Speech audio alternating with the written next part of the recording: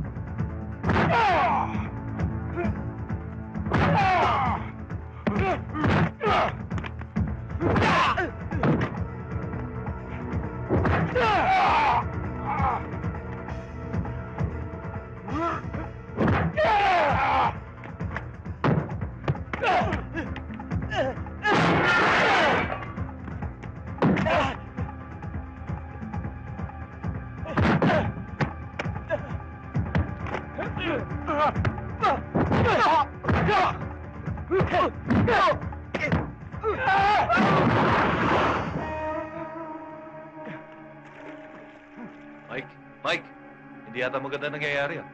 Ano?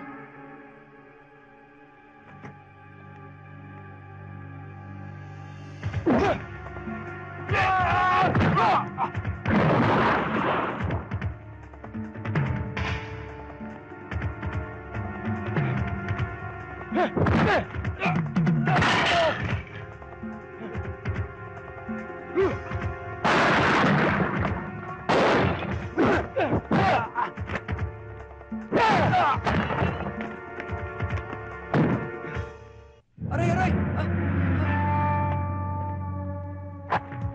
Sige! Pagod na ako. Wago! Wago! Sige! Hiyo! Tignan natin ang tigas mo. Ibaba mo yan! Tama na yan! Anong kaguluhan to, Buluran? Sa mismong pamamahay ko? Kailangan sumama sa akin ang kapatid mo. Meron siyang dapat panagutan sa batas. May warrant of arrest ka ba? Don't give me that shit, Buluran. Alam kong style nyo. Iimbitahin nyo, kakausapin nyo, at pagkatapos, isasalvage nyo. Hindi kami tanga. Hindi ka na ng style ko, attorney. Oh, come on! Para kang torong pumapasok ditong umuusok ang ilong. Pagkatapos sasabihin mo, wala kang intensyon? Tama na, attorney. Buluran, kilala mo ko. Isa akong respetadong tao. May dignidad. Ba't ko papayagan ng kapatid ko na pagala-gala para pumatay ng isang tao? O isang babae? Patunayan mo lang na siyang kriminal. Ako mismo magpapakulong sa kanya. Eh, sayang naman yung medalya at saka yung plaque na pareho natin tinanggap. Kung susuportahan natin ang mga ganyang klaseng tao. Patunayan mong hindi ka konsentidor. At patutunayan ko sa pagkakasala ng kapatid mo. Sa legal na paraan. Mamang pulis. Personal na yan, Buluran. Nire-respeto ko ang pagkakaibigan natin. Magkaibigan tayo, di ba? Hindi kita kaibigan.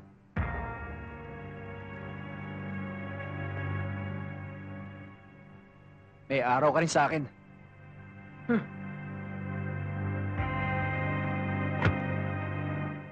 Brando, may krokis na si Buluran. Sinusundan niya mula kay Ayong, papunta kay Suarez. Pati si Dexter hindi niya tinitigilan. Palapit na siya sa akin. Bago siya makarating sa akin, kailangan mapatay na siya. Yun ang trabahuhin mo. Huwag mo akong apurahin. Nagpapakondisyon pa ako.